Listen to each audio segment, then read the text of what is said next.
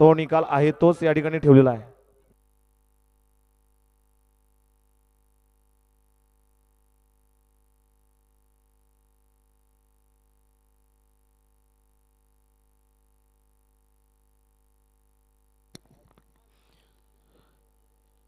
बावीस सुटला. एकच गाडी 22 मध्ये पळतीये. केळवडेकरांची गाडी अतिशय सुंदर आणि अण्णा ड्रायव्हर यवतकरांचं निर्विवाद वर्चस्व. घ्या पंच निकाल घ्या.